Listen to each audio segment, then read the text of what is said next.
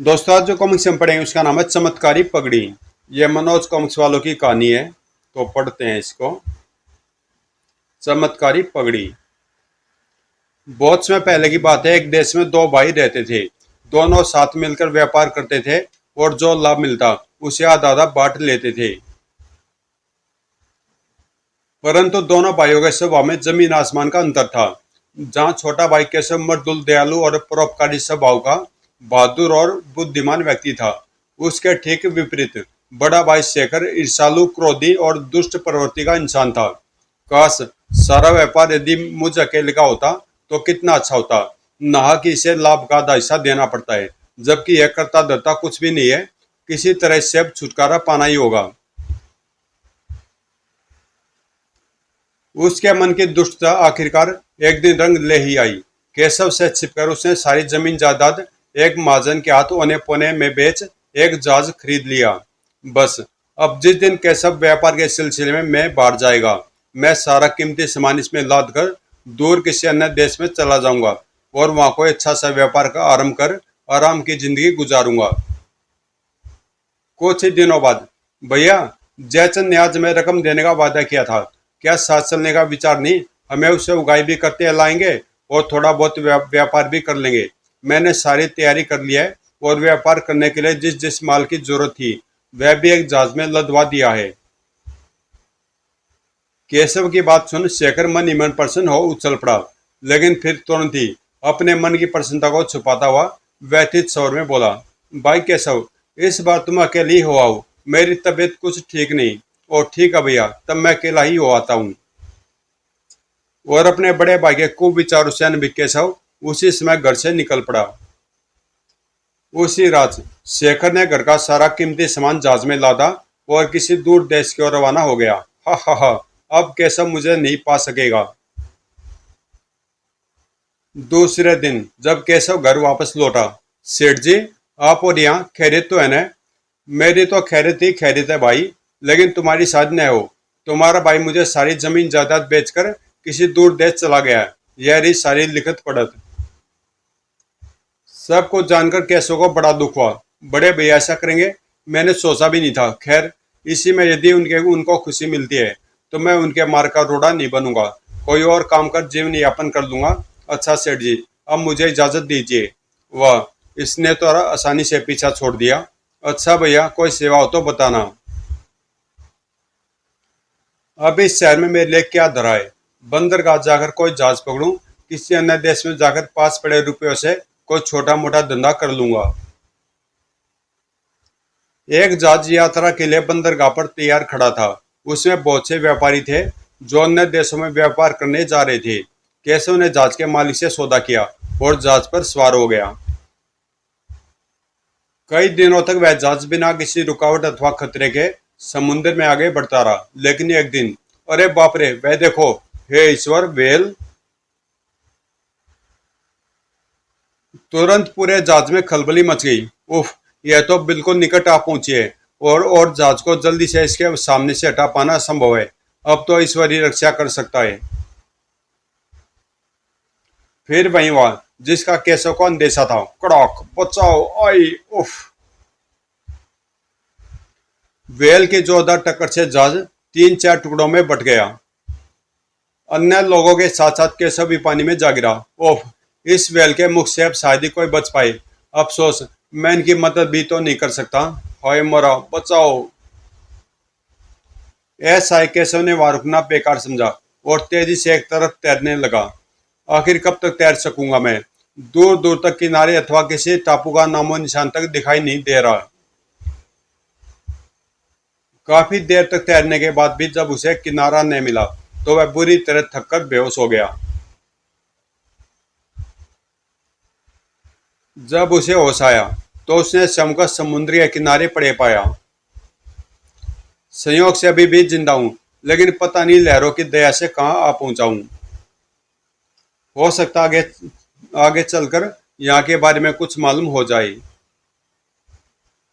काफी देर तक चलते रहने के पश्चात उसे दूर एक पहाड़ के नीचे कुछ व्यक्ति आपस में एक दूसरे से लड़ते झगड़ते दिखाई दिए। अरे कौन हो सकते हैं वे लोग और आपस में लड़ क्यों रहे हैं? मालूम करना चाहिए। केशव उनके निकट पहुंचकर रौबदार आवाज में बोला, कौन हो तुम लोग और इस तरह आपस में क्यों लड़ रहे हो? केशव की रौबदार आवाज सुन तीनों चौंके, लेकिन उन्होंने लड़ाई बंद नहीं की। लड़ते लड़ते उनमें से एक ने कहा, खन खन, हम तीन यहाँ के राजकुमार हैं। हमारे पिता का स्वर्गवास हो गया है। उनके पास एक जादू की पगड़ी है जिसे पहनकर कोई भी अदृश्य हो सकता है।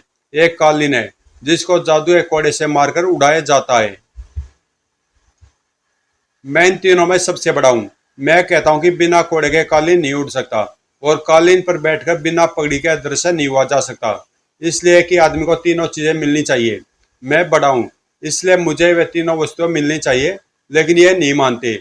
इसलिए मैं आपस में फैसला करने के लिए इस वीराने में आना पड़ा है। खन खनाक।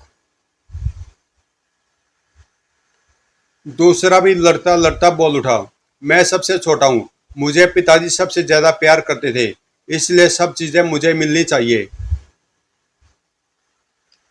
तभी तीसरा भी लड़ता हुआ गर्ज उठा, खामोश रहो मूर्खो। उन तीनों तीनों वस्तुओं पर केवल मेरा अधिकार बनता है, क्योंकि मैं तुम दोनों से अधिक पढ़ा लिखा, बुद्धिमान और बहादुर हूँ। यदि स्वेच्छा से नहीं मानोगे तो तलवार की नोक पर मैं तुमसे अपनी बात मनवाऊंगा।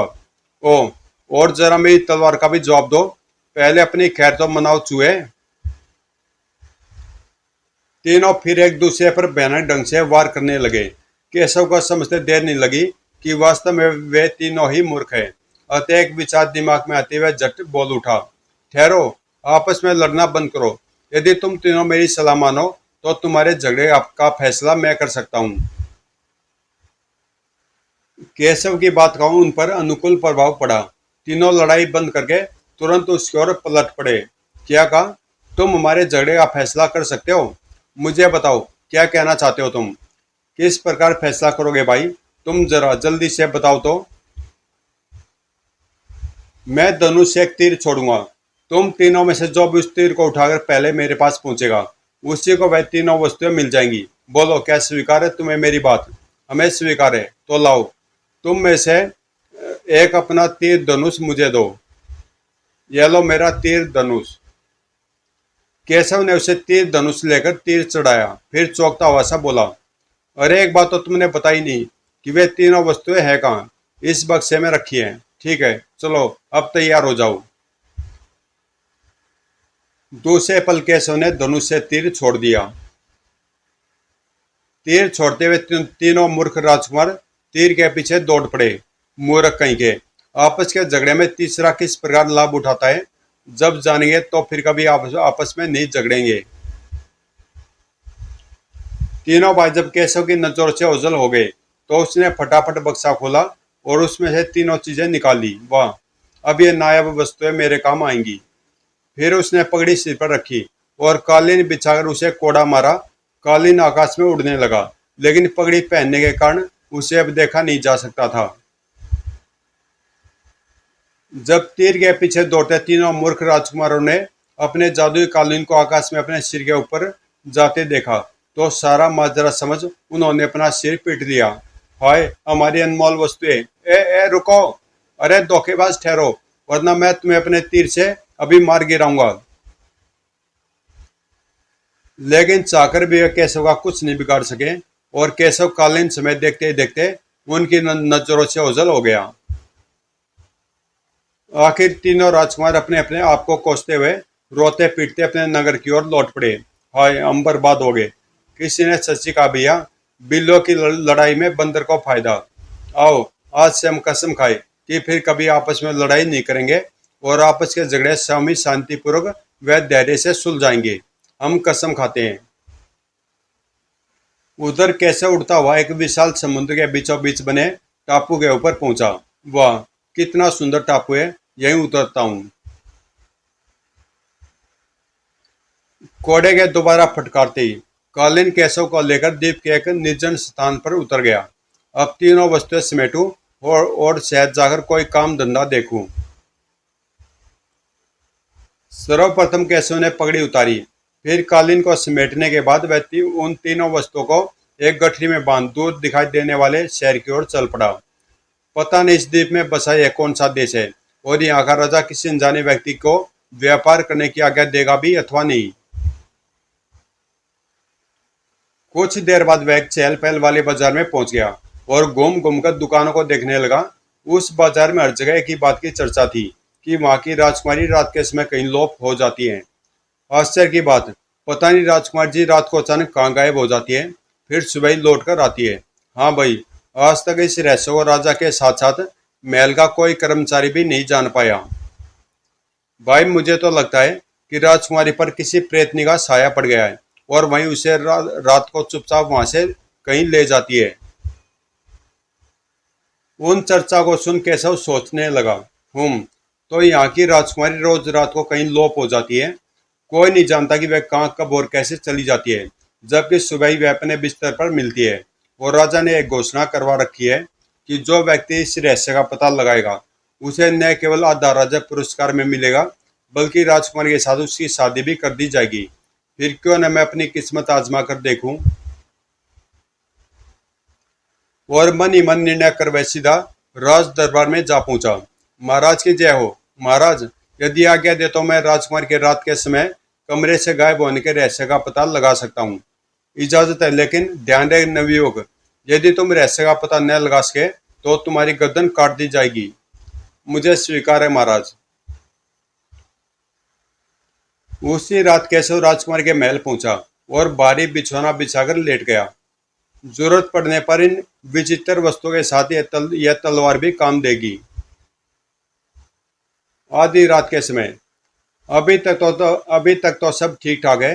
राजकुमारी जी अपने पलंग पर आराम से सो रही है। राजकुमारी को आराम से सोता देख वह पुनः बिछौने पर आ लेटा। परंतु आधी रात बीते ही एक भयानक सकल सूरत के दैत्य को आकाश से नीचे उतरते देख केशव सजग हो उठा। अरे, यह तो कोई राक्षस मालूम पड़ता है। केशव ने उठने की कोशिश नहीं की, बल्कि लेटा लेटा ही उस विचित्र राक्षस की गतिविधियों को देखता रहा।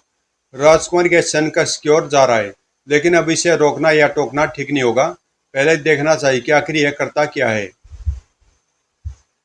कमरे में प्रविष्ट हो वह राक्षस चुपचाप राजकुमारी के बिस्तर के सामने जाकर बैठ गया। उसके निकट पहुंचते ही सहसा राजकुमारी जाकर उठ बैठी। ओह, तुम आ गए। हाँ, लेकिन तुम जल्दी मेरे साथ चलो। बाहर कोई व्यक्ति तुम्हारी निगरानी पर था, लेकिन निगरानी करने के बजाय बेचारा सबके साथ साथ गहरी नींद सोया हुआ है। उसकी बात सुन केशव का मस्तिष्क तेज से कार्य करने लगा। तो यही राक्षस रोज राजकुमारी को कहीं ले जाता है। मुझे अदृश्य पगड़ी पहनकर पहले यह पता लगाना चाहिए कि यह राजकुमारी को कहाँ और क्यों ले जाता है। और जब पगड़ी पहनकर अदृश्य होने के पश्चात केशव ने पुनः भीतर झाँका। अरे, राजकुमारी तो उसके सिर पर मौजूद विचित्र टोपी पर बैठ रही है। आश्चर्य की बात है। केशव ने जल्दी जल्दी कुछ सोचा और फिर राजकुमारी के साथ ही उस टोपी पर जा बैठा। केशव के बोझ से उस दैत्यनुमा व्यक्ति के पैर कुछ लड़खड़ा से गए। उफ, आज तुम्हारा वजन इतना ज्यादा कैसे हो गया राजकुमारी जी? पता नहीं, लेकिन मुझे ऐसा लग रहा है जैसे मेरे साथी कोई तुम्हारे टॉप पर सवार है। तुम्हारे सिवाय मुझे तो कोई दिखाई नहीं दे रहा। लगता अभी तुम नींद में हो। फिर वह दैत्य जिस प्रकार आकाश से आया था उसी प्रकार आकाश में उड़ चला। उड़ता उड़ता वह दैत्य एक ऐसे जंगल में पहुंचा जिसके बीचों बीच एक महल खड़ा था। ओह, उस जंगल के मध्य वह महल कैसा! शीघ्र ही वह दैत्य उस महल के सामने उतरा और उसके उतरते ही केशव उसके सिर से कूदकर धरती पर पहुंच गया। उतरो राजकुमारी। आखिर यह दानव राजकुमारी को यहाँ क्यों लेकर आया है? किसका हो सकता है यह विचित्र महल? राजकुमारी के नीचे उतरते ही महल के भीतर से कुछ दासियां दौड़ी दौड़ी वहां आई और उन्होंने राजकुमारी को पहनने के लिए हीरो से जगमगाती चप्पलें उसके सामने रखी। इन्हें पहन लीजिए राजकुमारी जी। परंतु इससे पहले की राजकुमारी चप्पलों में पैर डालती, अदृश्य केशव ने एक चप्पल उठाकर छिपा ली। एक चप्पल को चांद की अपनी दृष्टि से ओझल होते देख सभी आश्चर्यचकित हो उठे। अरे, एक चप्पल कहाँ चली गई? उफ, पता नहीं आज क्या हो रहा है।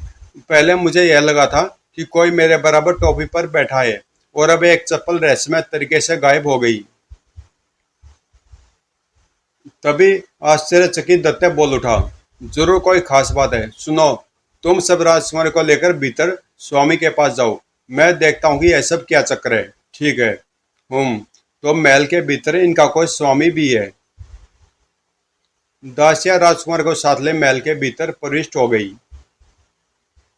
और शीघ्र वे के ऐसे सुंदर सजे सजाए कमरे में पहुंची जहां हीरे मोतियों के सिंहासन पर एक क्रूप जादूगर बैठा था। हा हा हा। ले आई तुम राजकुमारी को, हमारे दिल की मल्लिका को। अब तुम सब जाओ। जो आ गया स्वामी। दासियों के जाने के पश्चात राजकुमारी, कल पूर्णिमा का चांद निकलेगा और कल ही मुझे हर अवस्था में विवाह करना है। बोल, मेरे साथ विवाह करने के लिए तू तैयार है या नहीं? राजकुमारी चुपचाप खड़ी रही। राजकुमारी को चुप देखकर वह जादूगर जोर से चिल्लाया, जल्दी जवाब दे, नहीं तो मैं तुझे अभी पत्थर बना दूंगा। तभी केशव ने आगे बढ़कर जादूगर के मुंह पर एक जोरदार थप्पड़ मारा। तड़ाक। ओह, कौन गुस्ताख है?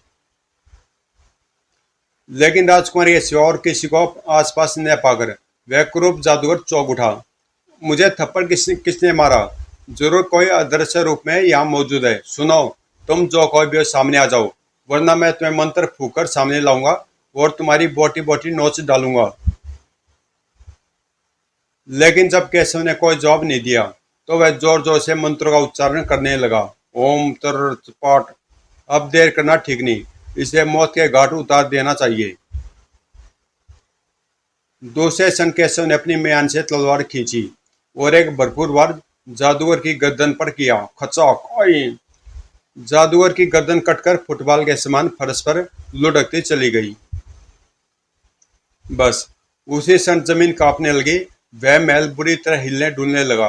महल के चारों तरफ ऐसा तूफान उठा कि लगता था जैसे सब कुछ तिनके के समान हवा में उड़ जाएगा।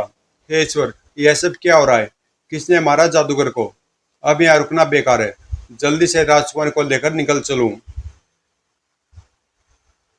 केशव ने झट गठरी से कालीन निकालकर फर्श पर बिछाया और उस पर राजकुमारी को बिठाकर जादुई कोड़ा मारा। कालीन महल से निकलकर आकाश में उड़ने लगा। पता नहीं जादुई कालीन पर अदृश्य रूप में कौन है मेरे साथ और मुझे कहाँ ले जा रहा है। सवेरा होते ही सबने देखा कि राजकुमारी अपने बिस्तर पर सो रही है और केशव द्वार के पास पड़ा सो रहा है। अरे, राजकुमारी और यह युवक तो सकुशल यहाँ मौजूद है, जबकि रात को दोनों ही गायब हो गए थे। हाँ, इस युवक को उठाओ, अब तो सारा माजरा यही बात बता सकता है। उन्होंने केशव को जगाया। क्यों भाई, कल रात राजकुमारी के साथ साथ तुम भी कहाँ गायब हो गए थे? सब कुछ बताऊंगा, लेकिन राजा के सामने। तो चलो, राज दरबार में महाराज तुम्हारा ही इंतजार कर रहे हैं। सैनिक केशव को लेकर राज दरबार में पहुंचे। बताओ लड़के, राजकुमारी रोज रात को कहाँ गायब हो जाती है, रात भर कहाँ रहती है और फिर सुबह कैसे वापस अपने कमरे में पहुंच जाती है? कारण मैंने मालूम कर लिया महाराज, और विश्वास रखे कि अब राजकुमार जी कभी भी इस तरह गायब नहीं हुआ करेंगी। फिर केशव ने रात की सारी घटना राजा के सामने बयान कर दी।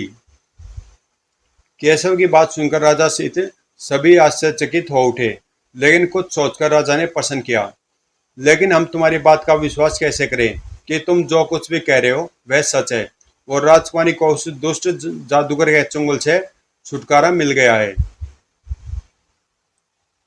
केशव ने तुरंत अपनी पोटली से हीरो की जगमगाती चप्पल निकालकर उनके सामने कर दी। प्रमाण के रूप में यह हीरो की चप्पल हाजिर है महाराज। यह चप्पल जादूगर की ओर से राजकुमारी को पहनने के लिए दी गई थी। राजकुमार जी इसे अवश्य पहचान लेगी। सैनिकों, जाओ, राजकुमारी को यहाँ लेकर आओ। राजकुमार ने दरबार में पहुंचकर उस चप्पल को तुरंत पहचान लिया। हाँ पिताश्री, यह चप्पल उसी जोड़ी की है जो जादूगर ने मुझे पहनने के लिए दी थी, लेकिन किसी बहादुर ने उसे मारकर मुझे उसके मायावी जाल से कल रात मुक्त करा दिया। ओह, वह बहादुर नौजवान यह है बेटी। लेकिन बेटी, तुमने तुमने यह बात आज तक हमसे क्यों छिपाई रखी? क्षमा करें महाराज, इसमें राजकुमार जी का कोई दोष नहीं है। जादूगर के मायावी जाल के कारण इन्हें तो रात की घटना याद ही नहीं रहती थी, लेकिन अब चूंकि जादूगर की मौत के साथ ही उसका मायावी जाल भी समाप्त हो चुका है, इसलिए इन्हें कल रात की सारी घटना याद है। तब राजा प्रसन्नता भरे स्वर में बोले, हम तुमसे अत्यंत प्रसन्न है नौजवान। चूंकि मैं बूढ़ा हो चुका हूँ, इसलिए आधा नहीं बल्कि बल्कि पूरा राज्य तुम्हें सौंपता हूँ। साथ ही राजकुमारी के साथ तुम्हारे विवाह की भी घोषणा करता हूँ। उसके बाद राजा महामंत्री को संबोधित करके बोला, महामंत्री जी, जाइए, विवाह और राज तिलक की तैयारियां कीजिए। अगले दिन सुबह सूरज की पहली किरण के साथ ही केशव का राज तिलक कर दिया गया। राजा केशव राज की जय हो। महाराज केशव राज जिंदाबाद, जय हो। और राजकुमारी से विवाह कर केशव केशव कुशलता पूर्वक राजपाट चलाने लगा। प्रजा उसके शासन में अत्यंत ही प्रसन्न रहने लगी। एक दिन की बात है, जब दरबार लगा था, कुछ सिपाही एक आदमी को पकड़कर उसके सामने लाए। महाराज, यह व्यापारी बिना आज्ञा के हमारे देश में व्यापार कर रहा है। हमारे कानून के अनुसार इसे सजाए मौत दी जाए। नहीं नहीं, मुझे क्षमा कर दीजिए महाराज। परंतु उस व्यक्ति को पहचान केशव चौंक उठा। शेखर भैया, वह उसका दूरत भाई शेखर ही था, जो उसे धोखा देकर इस देश में आ बसा था और चोरी छिपे व्यापार चला रहा था। केशव दौड़कर उसके गले जा लगा। ये आप क्या कर रहे ये आप क्या कर रहे हैं महाराज? भैया, केशव भैया, मुझे पहचाना नहीं, मैं तुम्हारा छोटा भाई केशव हूँ। केशव को पहचानते ही शेखर उसके पैरों में गिरकर पश्चाताप करने लगा। अरे रे, यह क्या कर रहे हो भैया? मुझे माफ कर दो केशव, मैंने तुम्हें बहुत सताया है। और दयालु और नेक केशव ने उसे उठाकर गले से लगा लिया तथा उसकी तमाम गलतियों को माफ कर उसे अपने बराबर का सिंहासन दे दिया। सच का है, अच्छे इंसान कभी अच्छाई का दामन नहीं छोड़ते। तो दोस्तों, ये कॉमिक्स तो यहीं समाप्त होती है। इसमें आगे एक और छोटी कहानी है, इसको भी पढ़ते हैं। लालची काजी। बहुत पुराने समय की बात है। किसी गांव में शंकर नाम का एक गरीब किसान रहता था। वह दिन रात मेहनत करता था, लेकिन उसकी गरीबी दूर नहीं हो पाती थी। कुछ दिन और गांव में रहा तो भूखों मरने की नौबत आ जाएगी। क्यों न शहर जाकर कोई काम धंधा देखूं।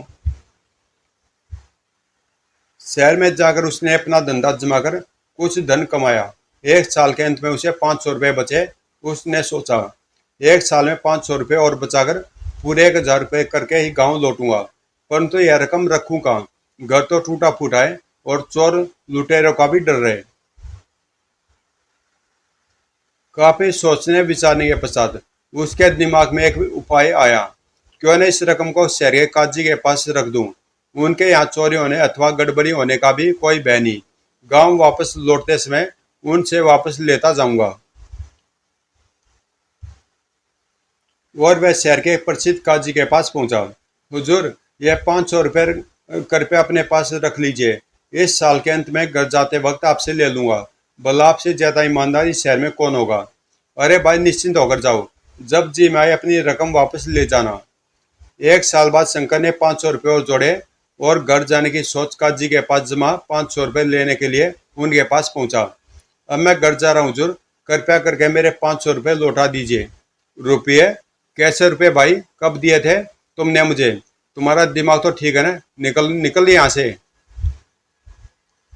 दूत काजी ने न केवल रकम देने से मुकर गया, बल्कि क्रोध से शंकर को लाल पीली आंखें भी दिखाने लगा।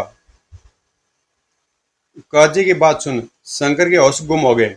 उसने उसे बहुत ही याद दिलाने की कोशिश की, लेकिन काजी यहीं कहता रहा, तुम मुझे ठगना चाहते हो, झूठ बोल रहे हो, भाग जाओ यहाँ से, धूर्त कहीं के, वरना जेल भिजवा दूंगा। अंत में हार मानकर शंकर लौट गया और अपनी झोपड़ी के पास बैठकर रोने लगा। हाय, कितनी मेहनत और मुश्किल से जमा किए थे मैंने वे 500 रुपये। अब मैं किससे न्याय मांगू? कौन करेगा मेरी बात पर विश्वास? कौन मानेगा कि काजी ने मेरे साथ बेईमानी की है और मेरे 500 रुपये हड़प लिए हैं? उसकी झोपड़ी के पास ही एक सौदागर का घर था। उसको रोता देखकर सौदागर की पत्नी को बड़ा तरस आया। बेचारा कब से रोई जा रहा है, पता नहीं क्या घटिया इस गरीब के साथ। मालूम करना चाहिए, हो सका तो कुछ मदद करूंगी। उसने शंकर को बुलाकर पूछा, तुम क्यों रो रहे थे भाई? मुझे बताओ, तुम पर क्या संकट आ पड़ा है? संभव हुआ तो मैं तुम्हारी मदद करूंगी। तब किसान ने रो रो कर सारी कहानी सुना दी। हूँ, तो उस दुष्ट और लालची काजी ने तुम्हारे 500 रुपये हड़प लिए हैं। यह तो बड़ा अंधेर है कि रक्षक ही भक्षक बन बैठा। खैर तुम घबराओ नहीं, मैं काजी को अच्छा सबक सिखाऊंगी। फिर वह शंकर को कुछ समझाने लगी। उसके बाद उसने एक बक्से से जेवरों की संदूकची निकाली और अपने लड़के से बोली, सुनो बेटा, मैं इस गरीब आदमी के साथ काजी के यहाँ जा रही हूँ। तुम हमारे पीछे पीछे आओ, लेकिन ध्यान रखना तुम्हें कोई देखने न पाए। तुम कुछ समय तक काजी के घर के बाहर खड़े रहना और हमारी बात सुनते रहना। और जैसे काजी शंकर के पैसे लौटा दे, वैसे तुम पहुंचकर कहना, माँ पिताजी वापस आ गए, घर चलो। बहुत अच्छा, बहुत अच्छी बात है माँ। फिर तीनों काजी के घर की ओर चल पड़े। काजी के घर के पास पहुंचकर सौदागरी की पत्नी ने शंकर से कहा, पहले मैं संदूकची लेकर काजी के घर में जाती हूँ और तुम थोड़ी देर के बाद आना। बहुत अच्छा। व्यापारी की पत्नी जब घर में प्रविष्ट हो काजी के सामने पहुंची तो काजी ने उसका स्वागत करते हुए पूछा, पधारिए, कहिए मैं आपकी क्या सेवा कर सकता हूँ। मैं सौदागर दिलावर सिंह की बीवी हूँ। अभी तक वे परदेश से नहीं लौटे हैं। अतः मैं चाहती हूँ कि मेरी यह हीरे जवाहरातों से भरी संदूकची आप अपने घर में रख लें। चोर डाकुओं का क्या ठिकाना, जब वे लौट कर आएंगे तब मैं संदूकची ले जाऊंगी। वाह, यह भी कोई कहने की बात है। लाइए मुझे दीजिए, मेरे पास आपको आपकी यह संदूकची पूरी हिफाजत से रहेगी। जब जी चाहे ले जाइएगा। सौदागर की पत्नी ने संदूकची काजी के हाथों में दे दी। काजी ने संदूकची हाथों में ले उसे तोला तो भार महसूस कर उसका मन प्रसन्नता से खिल उठा। वह काफी भारी है, कम से कम लाखों का माल होगा। उसके चेहरे पर छाई प्रसन्नता को भांपते हुए सौदागरी की पत्नी ने पूछा, मेरी संदूकची वक्त पर मुझे सचमुच वापस मिल तो जाएगी न? शहर के सारे लोग हमारी सच्चाई और ईमानदारी के बारे में जानते हैं। आपको किसी भी प्रकार का संदेह नहीं होना चाहिए। उसी समय शंकर वहां पहुंच गया। उसे देख काजी ने अपनी ईमानदारी का प्रमाण देने की गर्ज से कहा, लो, भगवान ने इस आदमी को सबूत के तौर पर स्वामी यहाँ भेज दिया है। यह कहता कि इसने मुझे 500 रुपये रखने के लिए दिए थे, लेकिन 1 साल का लंबा अरसा गुजर जाने के कारण मैं इसे पहचान नहीं पाया। क्यों भाई, है ना यही बात? हाँ हुजूर। लेकिन आप मेरी ईमानदारी का अंदाजा इसी से लगा सकते हैं कि यदि कोई भी आदमी इसे पहचानता हो तो मैं भी इसके 500 रुपये लौटा सकता हूँ। व्यापारी की पत्नी झट बोल पड़ी, अरे इसे तो मैं अच्छी तरह से जानती हूँ। बेचारा हमारे घर के सामने ही तो रहता है। अच्छा, तब तो कोई समस्या ही नहीं रही।